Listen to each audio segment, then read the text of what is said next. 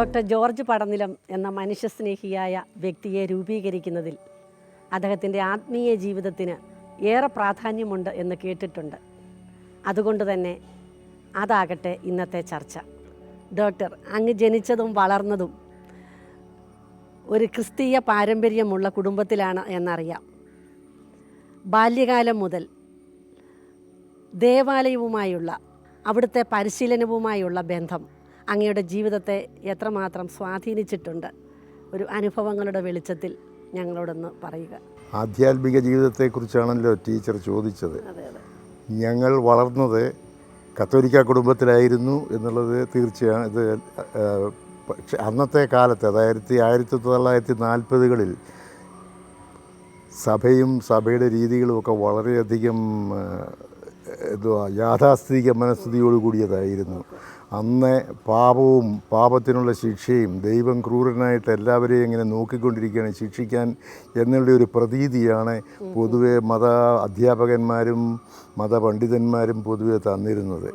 അന്നൊക്കെ ഞാൻ ചെറുപ്പത്തിൽ നേരത്തെ ഞാൻ സൂചിപ്പിച്ചിരുന്നത് പോലെ വീട്ടിൽ എന്നോടാർക്കും സ്നേഹമില്ല എന്നൊക്കെയുള്ള ഒരു തെറ്റിദ്ധാരണയിൽ ഞാനിങ്ങനെ ജീവിച്ചുകൊണ്ടിരുന്നത് കൊണ്ട് എങ്ങനെയെങ്കിലും ദൈവത്തെ പ്രീതിപ്പെടുത്തിയെങ്കിലും സ്നേഹം സമ്പാദിക്കണമെന്നുള്ള ഒരു വലിയ താല്പര്യമുള്ള ആളായിരുന്നു. അത് കാരണം ഞാൻ സ്കൂളിൽ പോകുമ്പോഴത്തേക്കും കൊന്ത ചൊല്ലുകയും ബന്ധിങ്ങാ സുരമായിട്ട് ധരിക്കുകയും സുഹൃദേവം ചൊല്ലിക്കൊണ്ട് പോവുകയും ഇതൊക്കെ ചെയ്യുന്ന വലിയ ഭക്തനായിരുന്നു. അങ്ങനെ അത് കഴിഞ്ഞ് ഒരു അഞ്ചാം ക്ലാസ് പഠിച്ചുകൊണ്ടിരുന്ന സമയത്താണ് ചെത്തിപ്പുഴ പള്ളിയിൽ അൾത്താര ബാലനായിട്ട് ജോയിൻ ചെയ്യാൻ തീരുമാനിച്ചത്. ഞങ്ങളുടെ ഇടവക പള്ളി ചങ്ങനാശ്ശേരി പള്ളിയായിരുന്നു. പക്ഷേ ചങ്ങനാശ്ശേരി പള്ളിയായിട്ട് വാസ്തവത്തിൽ യാതൊരു ബന്ധവും ഇല്ലായിരുന്നു. കാരണം അത് വളരെ അകലെയായിരുന്നു. അടുത്തുണ്ടായിരുന്നത് ചെത്തിപ്പുഴ പള്ളിയായിരുന്നു. എല്ലാ കാര്യങ്ങൾക്കും അവിടെ പോയി കഴിഞ്ഞാൽ സാധിക്കുമായിരുന്നു. വേറെ അടുത്ത് പാറേപ്പള്ളി മാത്രമേ ചെത്തിപ്പുഴ ഇല്ല, അന്ന് ഇടവക, അത് കൊവേന്ത മാത്രമായിരുന്നു. പാറേപ്പള്ളിയും അന്ന് ഇടവകയല്ലായിരുന്നു. പക്ഷേ പാറേപ്പള്ളിയിൽ ഇടയ്ക്കിടയ്ക്ക് കുർബാനയ്ക്ക് പോകുമായിരുന്നു എന്നുള്ളതേ ഉള്ളൂ. പ്രധാനമായിട്ടും പെരുന്നാൾ സമയത്ത് മാത്രമേ പാറേപ്പള്ളിയിൽ പോയിരുന്നുള്ളൂ. അങ്ങനെ ഈ അൾത്താര ബാലനാകാനായിട്ട് പോകാൻ ആലോചിച്ചപ്പോൾ അന്ന് അവിടെ കൂടെ ഉണ്ടായിരുന്ന ആൾക്കാർ പറഞ്ഞു തന്നത് രാവിലെ 6 മണിയാകുമ്പോഴത്തേക്ക് പള്ളിയിലെത്തണം, അവരെല്ലാവരും കുളിച്ച് എല്ലാം റെഡിയായിട്ടാണ് പള്ളിയിൽ വരുന്നത് എന്നൊക്കെ പറഞ്ഞിരുന്നത്. കാരണം ഞാൻ വെളുപ്പിനെ 4 മണിക്ക് എഴുന്നേറ്റ് വെള്ളം ചൂടാക്കി, അന്നൊക്കെ തണുപ്പുണ്ടായിരുന്ന സമയമായിരുന്നു, വെള്ളം ചൂടാക്കി കുളിച്ച് ഡ്രസ്സ് ചെയ്ത് പള്ളിയിൽ 6 മണിയാകുമ്പോഴത്തേക്ക് എത്തുമായിരുന്നു. 6 മണിക്ക് അവിടെ എത്തിക്കഴിഞ്ഞേച്ച് കുർബാനയ്ക്ക് കൂടും. 2-3 എല്ലാ ദിവസവും അങ്ങനെ പോകുമായിരുന്നു. ഒരു 4 വർഷത്തോളം ഏകദേശം അങ്ങനെ എല്ലാ ദിവസവും കുർബാനയ്ക്ക് കൂടാനായിട്ട് പോകുമായിരുന്നു. അപ്പോൾ ഒരു ചിട്ട ജീവിതത്തിനുണ്ടായിരുന്നു. അപ്പോൾ എൻ്റെ വീട്ടിലുള്ളവർക്കൊക്കെ ഭയങ്കര ദേഷ്യമായിരുന്നു. വെളുപ്പാങ്കാലത്ത് എഴുന്നേറ്റ് വെള്ളം ചൂടാക്കി എനിക്ക് തലയ്ക്ക് വട്ടാണെന്നും പറഞ്ഞ് എന്നെ കളിയാക്കുമായിരുന്നു. എന്നിരുന്നാലും ഞാൻ അതിനകത്ത് യാതൊരു കൃത്യനിഷ്ഠയോടുകൂടി തന്നെ അത് ചെയ്തുകൊണ്ട് പോകുന്നു. അത് കഴിഞ്ഞ് SB ഹൈസ്കൂളിൽ പോയി കഴിഞ്ഞപ്പോഴാണ് അവിടെ ഈ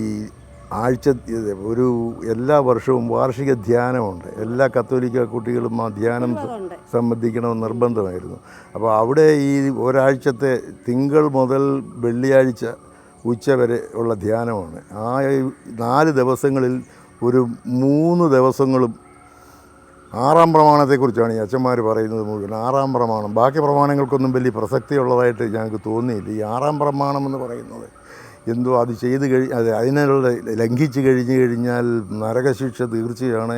നരകത്തിൽ കെടാത്ത തീയും ചാകാത്ത പുഴുവും ഇതാണെന്നെല്ലാം പറഞ്ഞ് ഭയങ്കര ഭയപ്പെടുത്തലായിരുന്നു അന്നൊക്കെ.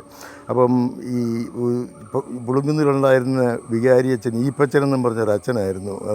അച്ഛൻ പ്രസംഗിച്ചുകൊണ്ടിരുന്നപ്പോഴത്തേക്ക് പറഞ്ഞു, 6-ാം പ്രമാണത്തിനെതിരായി പാപം ചെയ്യുന്നവർക്കുണ്ടാകുന്ന ക്ഷയരോഗമാണെന്നും പറഞ്ഞ് ഭയങ്കര ശക്തിയായിട്ട് പുള്ളി പറഞ്ഞു.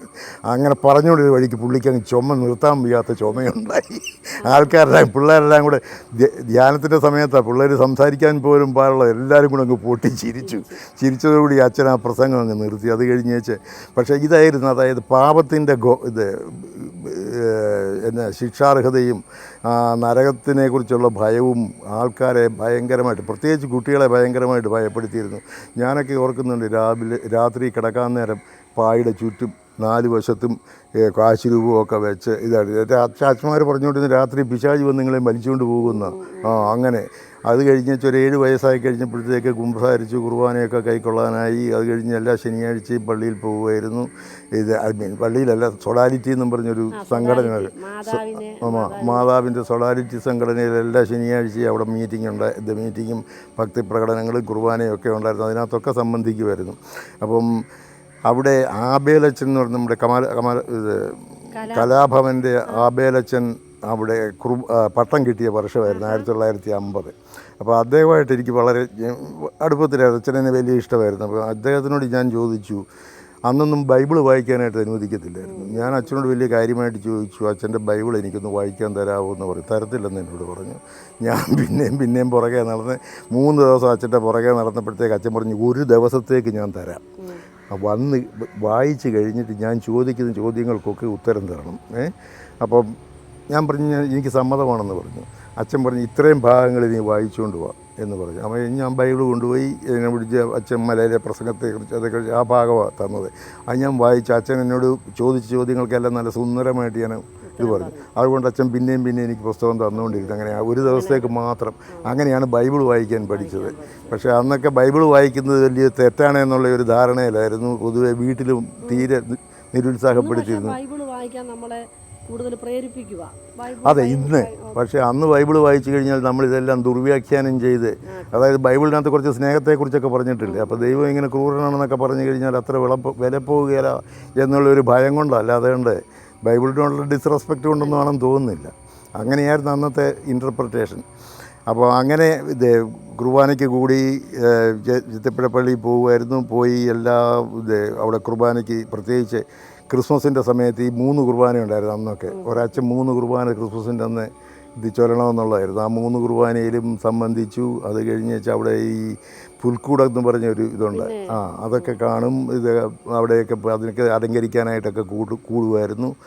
അത് അങ്ങനെ ആ എല്ലാ ഭക്ത ചടങ്ങുകളിലും സംബന്ധിക്കുമായിരുന്നു. പിന്നെ അന്നൊക്കെ ഈ പെസഹ വ്യാഴാഴ്ച ദുഃഖ വെള്ളിയാഴ്ച ദിവസങ്ങളൊക്കെ ഒരു പ്രത്യേക രീതിയിലായിരുന്നു. പെസഹ വ്യാഴാഴ്ച രാവിലെ 7 മണിയാകുമ്പോഴത്തേക്ക് കുർബാന തുടങ്ങും. അതിന് മുമ്പായിട്ട് എല്ലാവരും ആണ്ടുകുമ്പസാരം നടത്തിയിരിക്കണം. തലയാഴ്ച കുമ്പസാരിച്ചാണെങ്കിലും ശരി, ആണ്ടുകുമ്പസാരം എന്നും പറഞ്ഞൊരു ചടങ്ങുണ്ട്. അപ്പോൾ അതിനോടുകൂടി എല്ലാം പ്രക്ഷാളനം ചെയ്ത് പോകുമെന്നുള്ളതായിരുന്നു പ്രബോധനം. ഏതായാലും ആ വ്യാഴാഴ്ച രാവിലെ അവിടെ എത്തിക്കഴിഞ്ഞാൽ കുർബാനയൊക്കെ കഴിഞ്ഞിട്ട് പിന്നെ ആരാധന പിറ്റേ ദിവസം ഏകദേശം 9 മണി വരെയുണ്ട് ആരാധന. അപ്പോൾ ആ കണ്ടിന്യൂസ് ആയിട്ട് ഈ ആരാധനയിൽ ഓരോരുത്തരൊക്കെ ഈ ടേൺ എടുത്ത് സംബന്ധിച്ചുകൊണ്ടിരുന്നു. പാതിരായ്ക്ക് ഇരുട്ടടി എന്നും പറഞ്ഞ ഇടപാടുണ്ടായിരുന്നു അന്ന്. ഇപ്പോഴതുണ്ടെന്ന് തോന്നുന്നില്ല. ഇരുട്ടടി എന്ന് പറഞ്ഞു കഴിഞ്ഞാൽ രാത്രി ഒരു 11:45 കഴിയുമ്പോഴത്തേക്ക് ഈ ലൈറ്റെല്ലാം പള്ളിയിലെ എല്ലാം ഓഫ് ചെയ്ത് കഴിഞ്ഞിട്ട് ഈ പറയടി എന്നും പറഞ്ഞിട്ടുണ്ട്, പറയിട്ടടിക്കുമ്പോഴത്തേക്ക് പിന്നെ ഏതാണ്ടൊക്കെ അവിടെ പള്ളിയിൽ കയറി പള്ളിയിലുള്ളവരെല്ലാവരും എന്തെങ്കിലും കസേരക്കിട്ടോ മേശക്കിട്ടോ അടിക്കുകയോ ഇടിക്കുകയോ വലിയ ഒച്ച ഉണ്ടാക്കുക. അതായത് യൂതന്മാർ കർത്താവിനെ പിടിക്കുന്ന അതാണ്, അതിൻ്റെ ഓർമ്മയാണ്. അപ്പോൾ ഒരു രസമായിരുന്നു ഞങ്ങൾക്ക്. ഞാനും വേറെ 1-2 കൂട്ടുകാർ കൂടെ ഞങ്ങൾ വെരൂർ പള്ളിയിൽ 11:45 അത്. പക്ഷേ വലിയ പള്ളിയിൽ അത് 12 കഴിഞ്ഞിട്ടാണ്. അപ്പം ഇവിടുത്തെ ഇരുട്ടടി കഴിഞ്ഞാൽ ഉടനെ ഞങ്ങൾ ഓടുമായിരുന്നു ചങ്ങനാശ്ശേരി പള്ളിയിലെ ഇരുട്ടടി. അത് കഴിഞ്ഞ് പിറ്റേ ദിവസം ദുഃഖ വെള്ളിയാഴ്ച മുഴുവൻ ഒരു തരം പട്ടിണി ഇരുന്നോണമെന്നുള്ളതായിരുന്നു.